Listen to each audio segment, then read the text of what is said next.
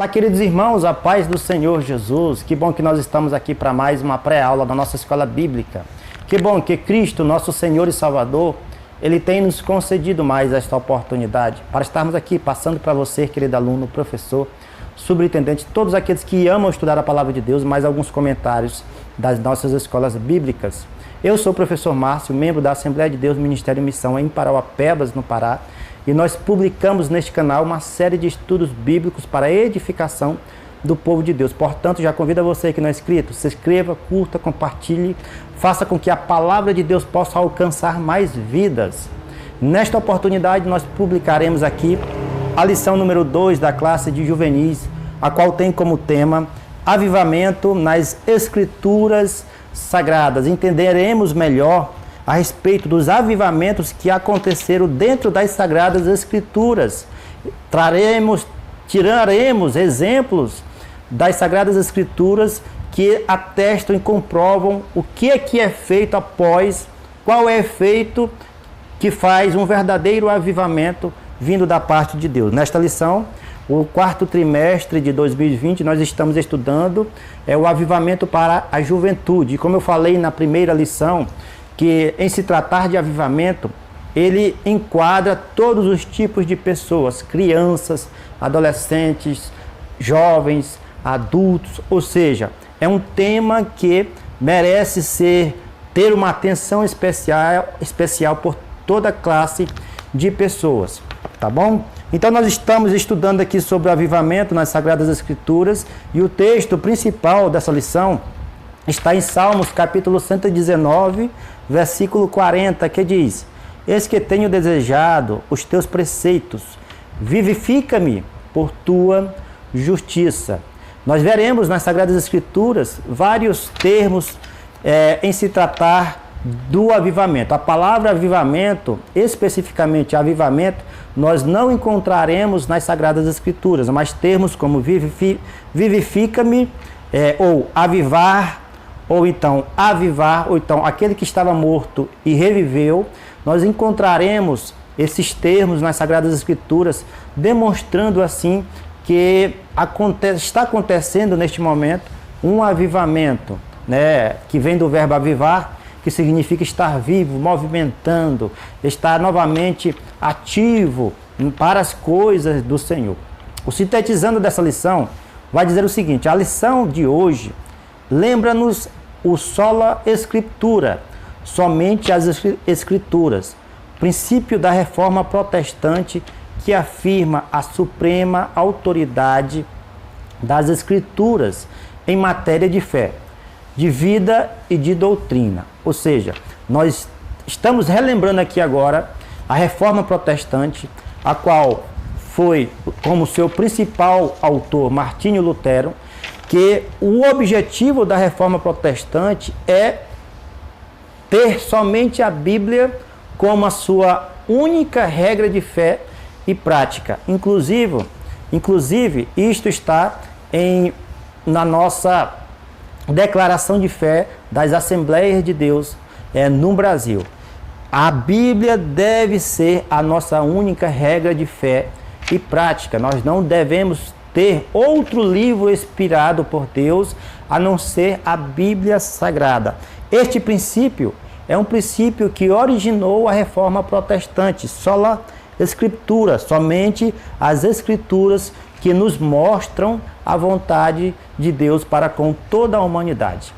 Então nós entenderemos melhor, através da Bíblia Sagrada, o que é um verdadeiro avivamento. Avivamento no Antigo Testamento, exemplos de avivamento no Antigo Testamento e exemplos de avivamento no Novo Testamento. A leitura bíblica em classe dessa lição está em Êxodo, capítulo 33, versículo 8 a 11, Lucas, capítulo 15, do versículo 21 ao 24, e 2 Crônicas, capítulo 7, versículo 14. Eu convido aos irmãos professores a fazerem uma leitura bíblica em classe completa, na sua classe aí dos seus alunos, porque às vezes nós vemos a leitura sendo feita somente na classe de adultos. Eu gosto sempre de falar isso aqui. Leiam essa leitura bíblica em classe com seus alunos para uma melhor compreensão e entendimento de maneira geral por todos aqueles que estão estudando a palavra de Deus. Primeiro ponto da nossa lição vai tratar o seguinte: avivamento no Antigo Testamento. Avivamento e a oração de Abacuque. A porção mais antiga da Bíblia, organizada pelos judeus, que os cristãos o chamam de Antigo Testamento, e o judaísmo de Tanakh, é o assunto deste primeiro tópico. A porção mais antiga do Antigo Testamento, os judeus chamam de Tanakh, porém também é conhecido como a Torá. A Torá, ela é composta pelos 5 primeiros livros da Bíblia, que é Gênesis, Êxodo, Levítico, Números e Deuteronômio. Estes livros foram escritos por Moisés, e os judeus têm, até nos dias de hoje, né, como principal fundamento do judaísmo. Nós estaremos estudando a respeito destes assuntos do Antigo Testamento, destes avivamentos do Antigo Testamento. Eles têm também como o Tanakh, faz parte do Tanakh, os livros dos profetas, né? Os profetas que exerceram a sua atividade do período antes de Cristo, no período antes da vinda do Senhor Jesus. E eles se fundamentam através disso. Mas nós também, que somos cristãos, nós temos esta parte como um exemplo da vontade de Deus para com as nossas vidas. Todas as Sagradas Escrituras, conforme Timóteo vai dizer, 1 Timóteo 3,16, se não me falha a memória, que toda a Escritura, ela é inspirada por Deus para o ensino, divinamente inspirado por Deus para o ensino. Então, quando fala toda a Escritura, quer dizer para nós que somos cristãos, o Antigo Testamento e o Novo Testamento. Já na obra do Fundamentos Bíblicos de um Autêntico Avivamento, escrita pelo pastor Claudionor de Andrade, temos a seguinte afirmação: foi um momento de profunda crise que Abacuque lançou a pungente e inadiável clamor. Aviva a tua obra, Senhor. Abacuque 3 e 2. Em Salmos 119, versículo 105, vai dizer que lâmpada para os meus pés é a tua palavra e luz para o meu caminho. Então a palavra de Deus, ela tem essa função. Ela, por si só, ela causa um verdadeiro avivamento quando ela é entendida, trago ao seu coração um entendimento de um estudo profundo com relação às Sagradas Escrituras. Somente a palavra de Deus, ela é capaz de avivar o ser humano mediante a força agente do Espírito Santo de Deus. Então, no Antigo Testamento, nós vemos aqui uma oração do profeta Abacuque, dizendo que o desejo dele é que a obra de Deus tivesse que ser avivada. E aconteceu alguns avivamentos que nós veremos aqui nos tópicos subsequentes. Segundo subtópico, o avivamento e o contexto do Antigo Testamento. Abacuque não foi a única pessoa da antiga aliança a preocupar-se com o avivamento. Profetas, reis, sacerdotes, dentre outros, se destacaram como avivalistas. A todo momento, os israelitas se desviavam da presença de Deus. A todo momento, eles, em vários séculos, eles tentavam se afastar da presença de Deus. Como, por exemplo, foi o caso do episódio do bezerro de ouro, quando Moisés sobe para trazer para os israelitas as tábuas da lei. Ele sobe para o monte, e lá no monte ele passa então 40 dias e 40 noites. Quando ele desce com as tábuas da lei, dos 10 mandamentos, ele encontra o povo adorando o bezerro de ouro. Então ele quebra as tábuas da lei, faz uma declaração dizendo que aquele que é do Senhor nosso Deus, aquele que está do lado do Deus Criador dos céus e da terra, passe para o lado dele, e aqueles que não estavam, que queriam adorar outros deuses, ficariam então do mesmo lado. Ele fez essa declaração, e uma grande parte do povo foi para o lado de Moisés, e aí então houve ali uma ruptura, uma divisão. Aqueles que não estavam do lado de Moisés, que não adoraram que não queriam adorar o único Deus criador dos céus e da terra, esses foram mortos à espada. Ali, especificamente, neste contexto, houve um avivamento, um direcionamento, uma consequência de um avivamento vinda da parte de Deus, vinda da parte do Senhor. Por que então que o Senhor, trazendo aqui o nosso entendimento, ampliando o nosso entendimento, por que então que o Senhor, ele permitiu que aquelas pessoas morressem? Era para que o povo dele, a nação israelita, pudesse aprender e entender que o Deus de Israel é o único Deus que precisa ser adorado. E ao longo dos anos, mesmo diante desta tragédia, podemos dizer assim, entre aspas, né, por causa dos irmãos dos judeus que se desviaram adorando outros deuses e vieram até a morte, a morrer por causa disso, várias outras ocasiões aconteciam na nação de Israel. A nação de Israel se desviava, Deus enviava outra nação para combater e causar uma guerra dentro de Israel. Aconteceu isso, como por exemplo, nós estudamos aqui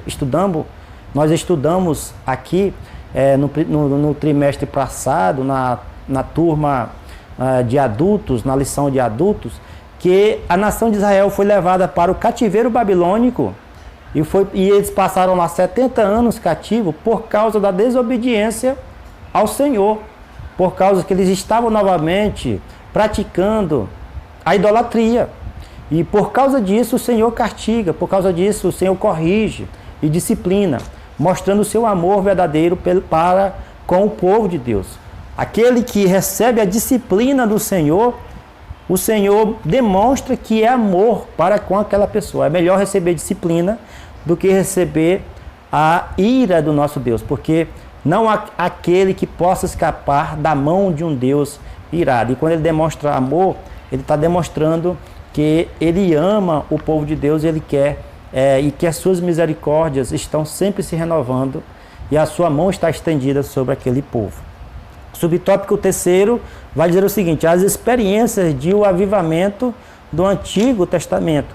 São tantas as experiências de avivamento no Antigo Testamento que não teríamos espaço nem tempo hábil para esgotá-las em uma lição. Contudo, mediante o que foi relatado, podemos perceber o avivamento como uma realidade na vida do povo de Deus da antiga aliança, pois em momentos de crise ele era instado a buscar a vontade divina. Todo momento eles eram trazidos novamente, eles eram conduzidos novamente a buscar a vontade divina. A todo momento Deus estava corrigindo este povo. Segundo ponto, avivamento em um Novo Testamento. Subtópico primeiro, a importância do Novo Testamento. O Novo Testamento é a parte das Escrituras Sagradas que testemunha de maneira intensa a ação do Espírito Santo. Nos Evangelhos e principalmente nos Atos dos Apóstolos, onde alguns estudiosos dizem que o livro poderia ser denominado Atos do Espírito Santo, é possível perceber como se desdobra a ação da terceira pessoa da Trindade. Ou seja, todo momento após a vinda de Jesus Cristo sopra em João o Espírito Santo para com os apóstolos, fala para que eles pudessem então receber o Espírito Santo. A partir do momento, há uma ação imediata, presente do Espírito Santo na vida dos apóstolos. Em Atos capítulo 2, versículo de 1 a 13, nós vemos aí o batismo com o Espírito Santo. Jesus soprou o Espírito Santo para os apóstolos, antes dele mesmo, Jesus Cristo, ter ido aos céus, e após Jesus Cristo ter ido aos céus, o Espírito Santo desce e batiza os apóstolos que estavam reunidos no tabernáculo,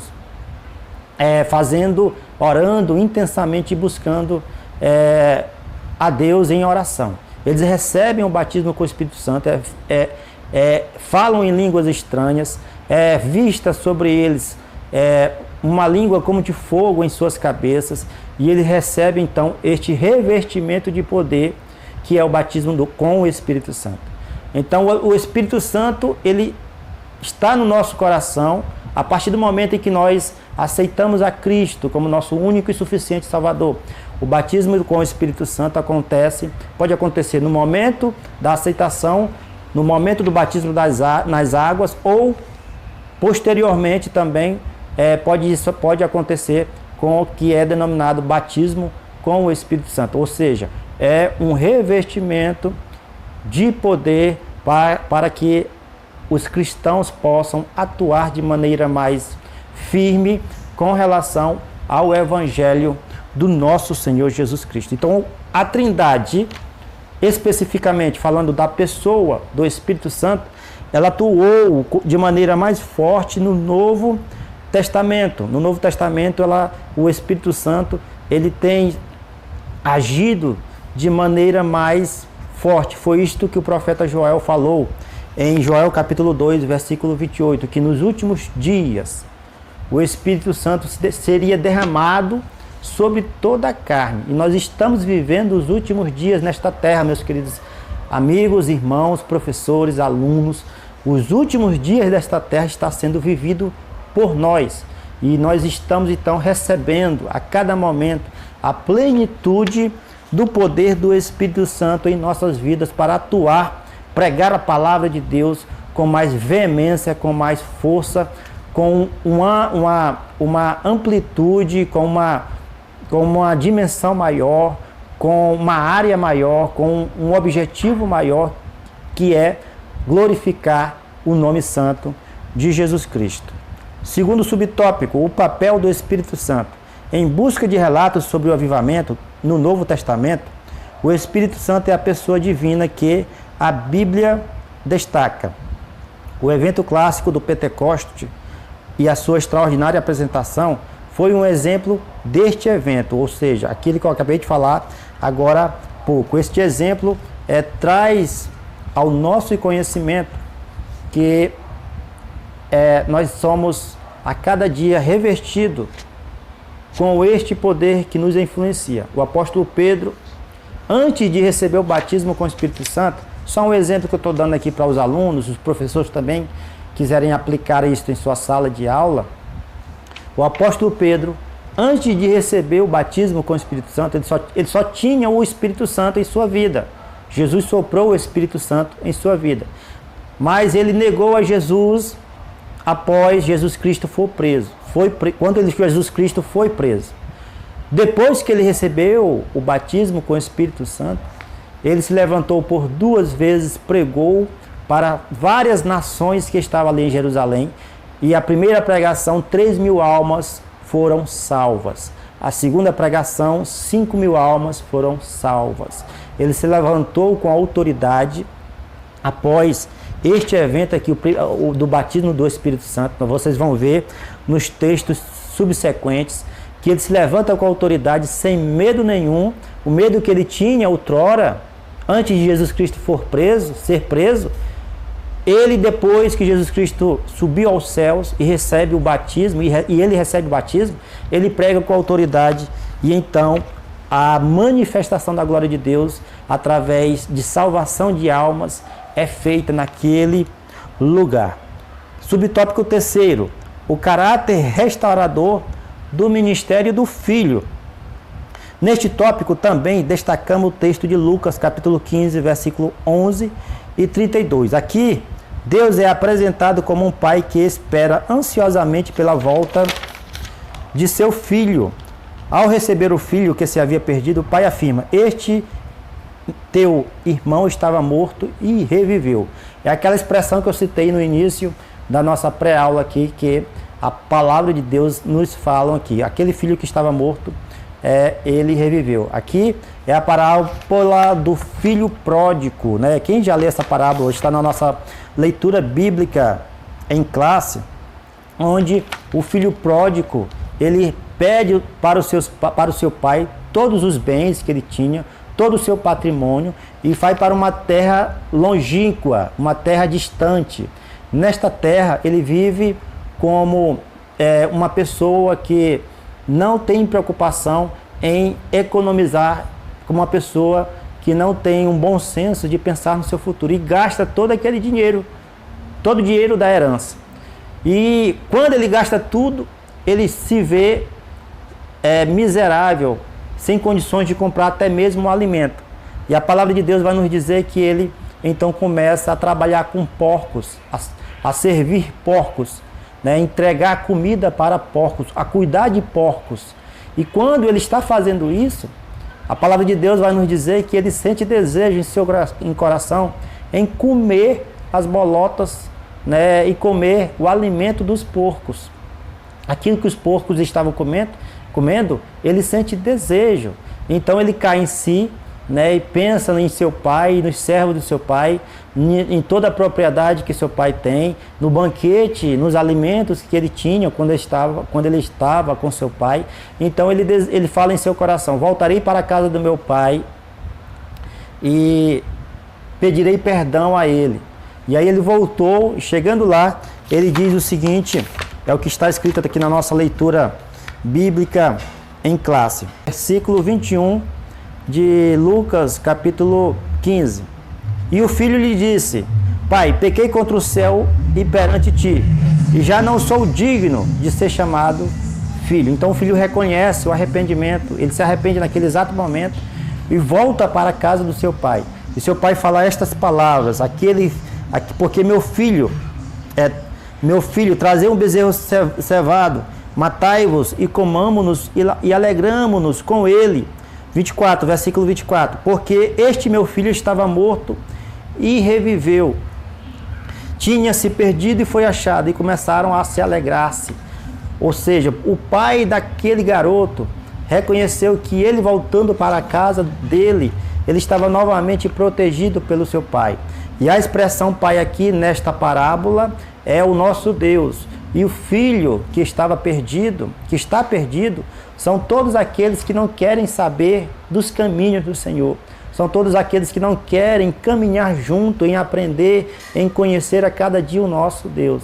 O filho perdido da parábola aqui são todos os desviados da casa do Senhor, são todos aqueles que não se encontraram, não tiveram um encontro verdadeiro com Deus, o seu verdadeiro Pai, que nos direciona ao céu, que nos direciona às mansões celestiais.